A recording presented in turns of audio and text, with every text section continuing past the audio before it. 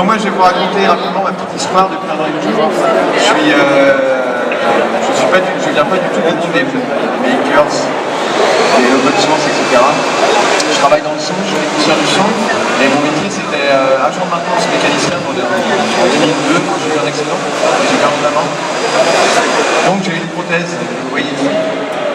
Cette prothèse elle est prise en charge par la sécurité sociale, et en France c'est un des rares pays dans le monde où on a accès à ça. C'est une prothèse qui est robotisée. Je vais faire ma photo.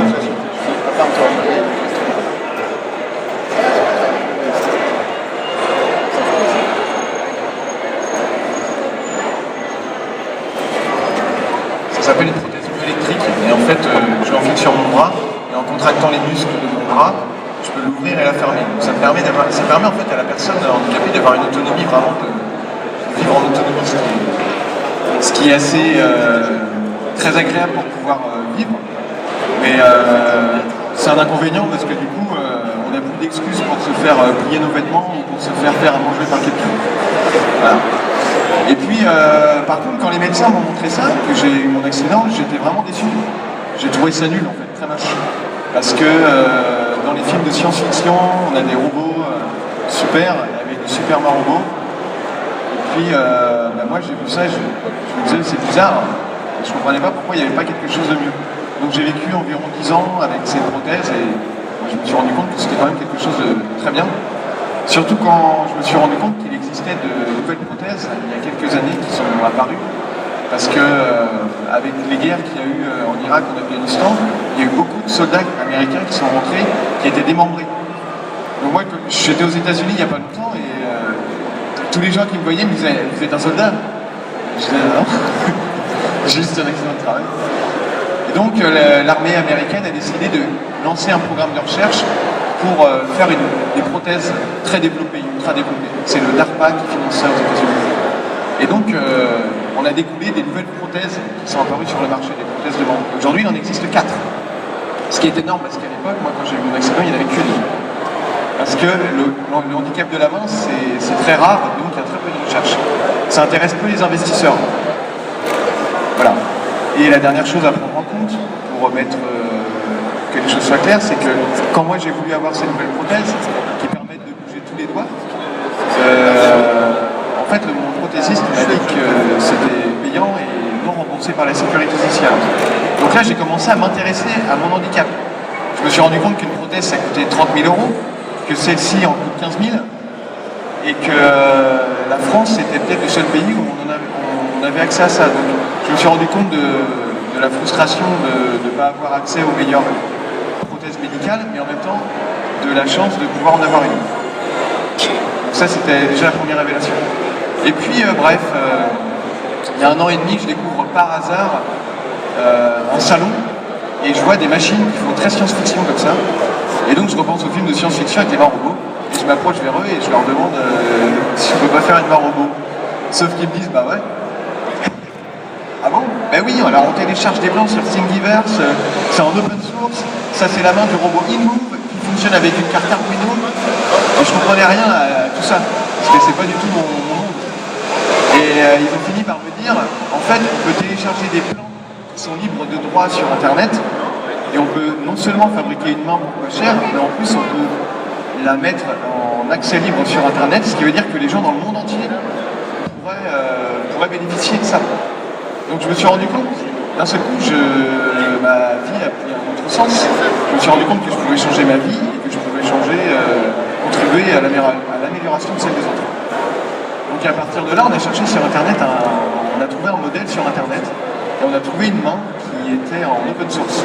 Et ça nous a vachement motivés, parce que tous les plans de cette main, et c'est celle que je porte ici, tout est gratuit, il n'y a pas de brevet en fait. C'est ça qui est intéressant. C'est cette nouvelle génération de personnes qui, plutôt que de déposer un brevet sur leur recherche, décident de les publier. Et donc on a cherché, et moi je pensais que c'était un Américain. J'ai envoyé un email, can you help me, I want to make I am et puis une semaine plus tard, on découvre qu'il était français. Et on a eu son numéro de téléphone et on l'a appelé. Et il nous a répondu. Voilà.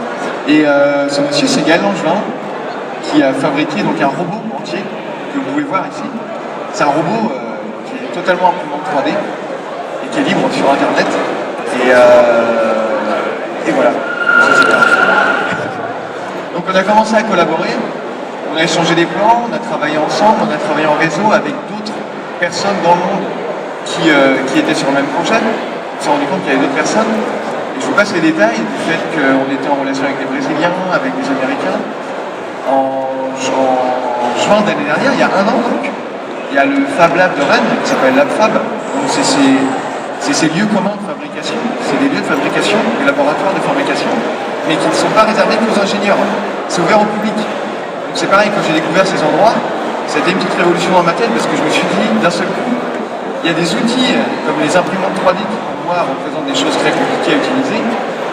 Et d'un seul coup, en fait, il existe des laboratoires de recherche qui sont ouverts au public, donc aux étudiants, aux actifs, aux ingénieurs, aux chômeurs, aux personnes retraitées, à tous ces gens-là.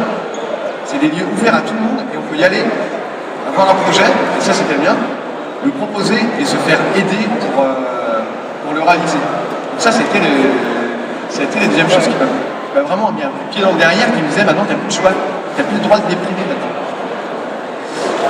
Donc ça s'est passé comme ça. Donc le message c'est en fait que moi comme vous en fait on est tous pareils et on a tous la possibilité de changer les choses à notre échelle.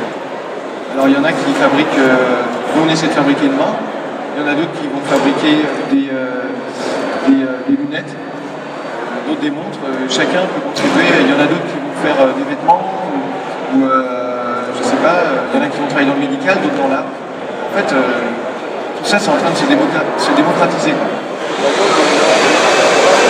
Voilà, vous avez des questions? Non? Ça n'a pas fonctionné. Non. À la fin, pour que vous restiez.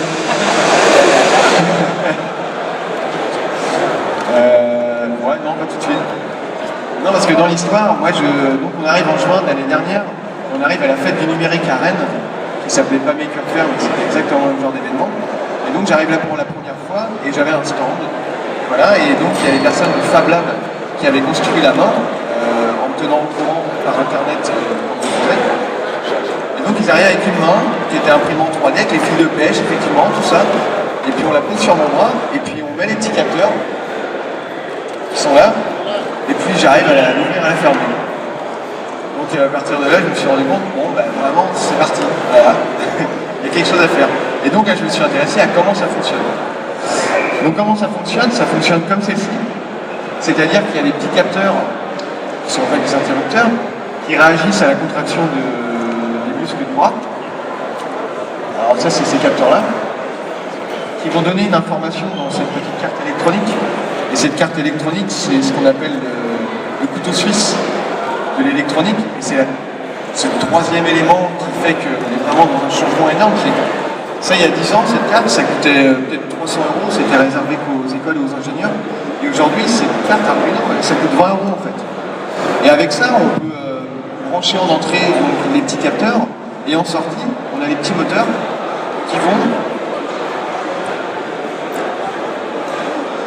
qui vont sous l'impulsion électrique, sous l'impulsion des muscles, les capteurs vont dire au moteur de tourner dans un sens ou dans l'autre.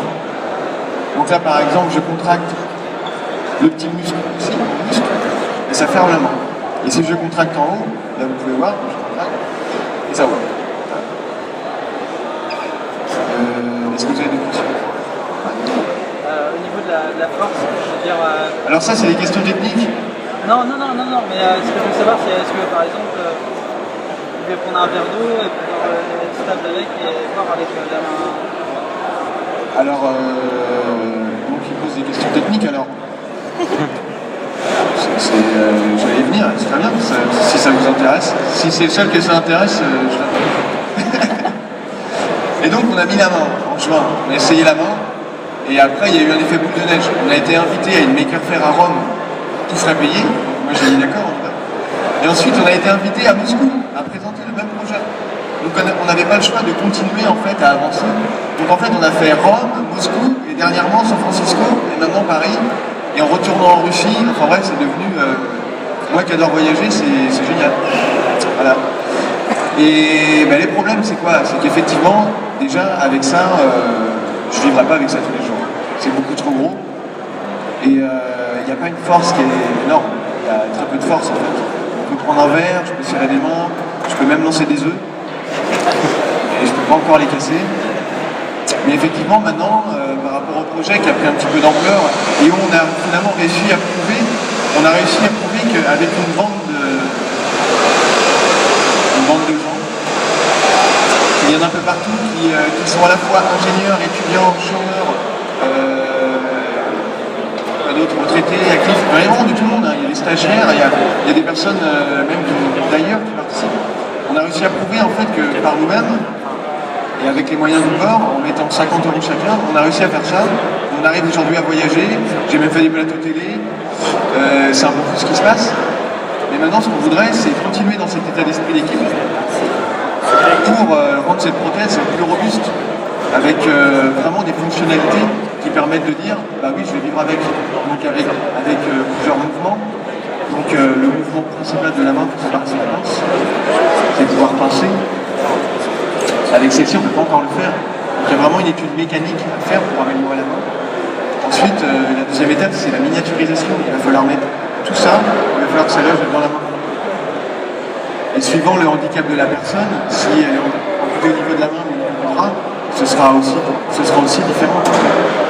La troisième chose, c'est l'autonomie.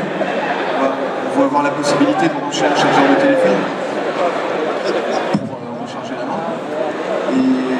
Et bien sûr, le fait est de garder le coût, le prix de la prothèse doit être là. Là, le prix total, il est à peu près à 200 €. Donc tout le monde a participé. Moi, j'ai acheté des pièces, et puis d'autres personnes, on est à peu près à 40-50 € par personne. C'est la troisième version, parce qu'on l'a amélioré petit à petit.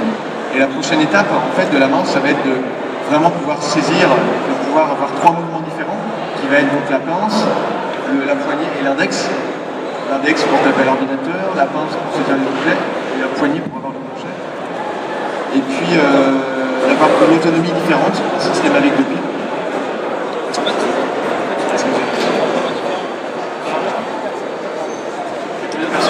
Ouais.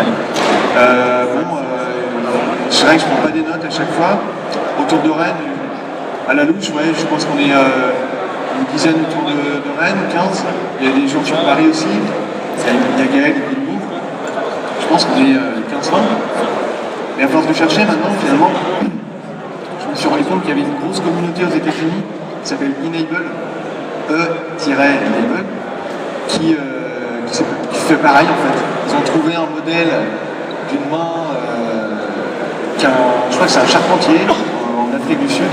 Son fils a perdu sa main et donc il lui a conçu une petite main mécanique qui peut fermer comme ça. Et c'est pareil, ça avait fait le buzz parce que ça coûte 3 €, ça coûte rien du tout.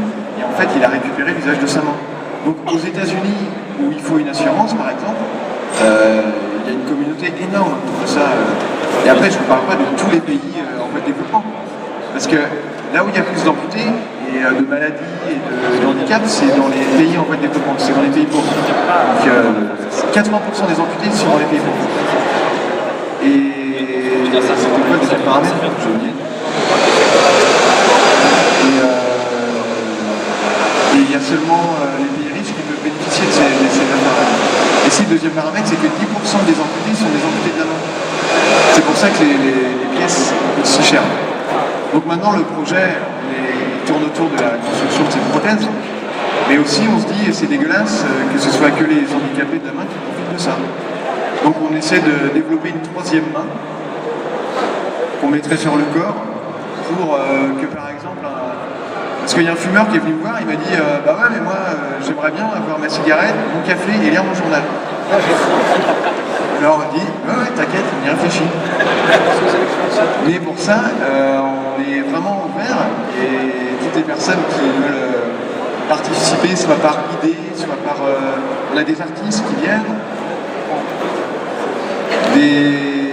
des médecins, et puis vraiment on cherche un petit peu à montrer qu'en partant du bas, en fait, on peut aussi faire les choses, quoi. qu'on n'a pas toujours forcément besoin des politiques pour aller de l'avant, et ça c'est dans tous les domaines, c'est comme ça. Et plus jamais qu'aujourd'hui, vraiment, on a les clés en main, il n'y a pas à dire. On peut faire quelque chose, tous ensemble. Tous ensemble, on est de la dynamique. Et ça, on l'a oublié, mais en fait, l'union fait la force. Quoi. La force vient de l'entraide, pas des muscles. Et puis moi, ça m'arrange. Oui. Ça, c'est complètement open source, ouais. Après, j'ai encore rien diffusé, les plans, parce que j'ai besoin d'apprendre à utiliser des outils internet. Ben ouais, c'est complètement open source. Alors après, évidemment, on va se poser la question de dire et si jamais la main est super fonctionnelle, est-ce qu'elle reste en open source? Est-ce qu'on va se faire piquer l'idée par un industriel? Bah non, ça ne faut pas. Bah non. Parce qu'il suffit qu'un industriel récupère l'idée et puis qu'il la vende cher, il va falloir se protéger. Et puis là, c'est là les limites de l'open source. Même moi, je ne connais pas. En fait. Peut-être. Parlons-en.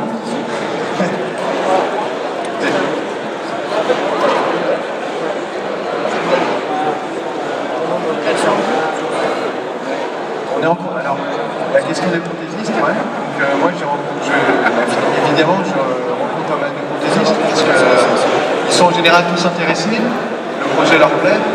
Ensuite, effectivement, moi, ce que je recherche, c'est des prothésistes spécialistes du membre supérieur. Le membre supérieur, c'est la main. C'est les prothésistes spécialistes dans ce cas-là. Pour faire une envoiture à bon marché, pas cher, c'est ce qu'on appelle envoiture. Vous voyez qu'en voiture, c'est du métal. Il faut des prothésistes, on a besoin de mécatroniciens, de geeks, d'artistes, d'amputés, de retraités, de jeunes, d'actifs, d'ingénieurs et de prothésistes, de médecins, on a besoin de tout le monde. Et c'est même prouvé d'ailleurs que plus il y a de diversité dans un projet, et meilleur il est, parce qu'il y a des visions différentes à chaque fois qui viennent compléter le projet. Et je peux vous dire que c'est important parce que, par exemple, si on va dans les prothèses qui existent aujourd'hui, elles sont vraiment très perfectionnées, mais je trouve qu'elles répondent pas en fait à la demande de la mobilité, en tout cas pas à la demande d'un monde. Donc, la motivation leur demande d'avancer.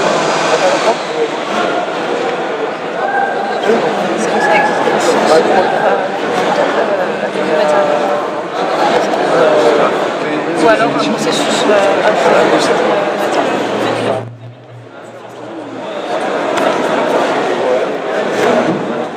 Donc la question, si on est en association, ouais, on a créé une association effectivement il y a quelques mois qui s'appelle My Human Kit, pour déjà avoir un statut juridique, pour pouvoir facturer ce que le téléphone, chercher finalement à lever les fonds. À quoi vont servir ces fonds? Dans un premier temps, à rembourser les personnes qui ont déjà fait des avances sur ce projet. Et puis ensuite, à financer la recherche. Donc ça va être acheter les nouveaux moteurs qu'on a trouvés sur Internet. Si cela coûte 10 euros, il coûte cela 10 euros, mais cela dit, ils n'ont pas de coût, ils n'ont pas de force. Ceux qu'on a trouvés, ils sont très petits, ils ont plus de coût et plus de force, mais par contre, ils coûtent 60 euros. Et ça coûte toujours moins cher qu'un moteur de cette époque qui coûte déjà 1000 euros. Voilà. Donc on a besoin de fonds pour ça. Et si on avait beaucoup de fonds, il y aurait personne qui serait salarié. Soit pour la communication, soit pour l'aspect technique, idéalement les deux. Voilà, et on est ouvert à une sorte de mécénat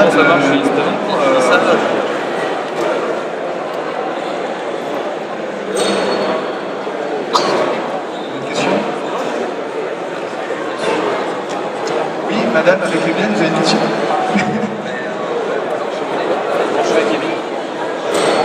D'accord. Et ensuite, il y a l'aspect esthétique. Donc, on a une artiste qui est ici, mais on propose de mettre une bijou bague. Voilà. Donc, je pense que c'est une très bonne idée. Parce que l'objectif aussi, au final, c'est de transformer le handicap. Non plus comme un gros truc qu'on cherche à cacher parce qu'on a honte et qu'on n'assume pas, mais comme une fierté en fait. De dire, moi je suis handicapé, et puis voilà quoi. La seule différence avec vous, c'est que moi ça se voit. Parce que tout le monde est un peu handicapé. Il y en a, ça se voit pas. Il suffit d'avoir. Voilà, on a tous un truc à cacher. J'ai entendu une histoire il n'y a pas longtemps d'un petit garçon qui était. C'est une entreprise, un petit garçon qui était roux. C'est donné là. Parce qu'il en avait marre que les autres camarades se moquent de lui. Et vous voyez qu'en fait, la couleur des cheveux, ça peut être un handicap. Alors que ça ne gêne rien, vous voyez. Et tout peut être un handicap. Je suis désolé d'avoir.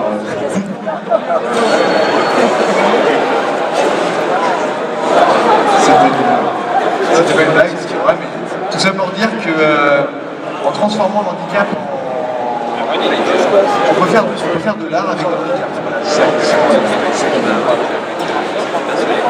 Et n'hésitez pas vraiment à Paris, il y a la Paillasse, je ne sais pas si vous connaissez. La Paillasse, c'est un groupe pareil, des chercheurs et des personnes de tout horizon qui se lancent dans des projets. Ils ont développé une cellule, ils ont développé plusieurs projets comme ça, on va peut-être collaborer ensemble, travailler ensemble, je le souhaite parce que j'aime beaucoup leur philosophie. Et voilà, on peut, tout à chacun, on peut participer au jeu. Et aussi, il faudrait dire qu'on est dans un monde où on a tendance à penser qu'il faut se comporter comme un lion, parce que le lion il est fort, il est fier, il a du pouvoir. Mais en fait, moi je pense qu'on est des fourmis et qu'on a besoin d'être tous ensemble, parce que l'union fait la force. Voilà. Merci.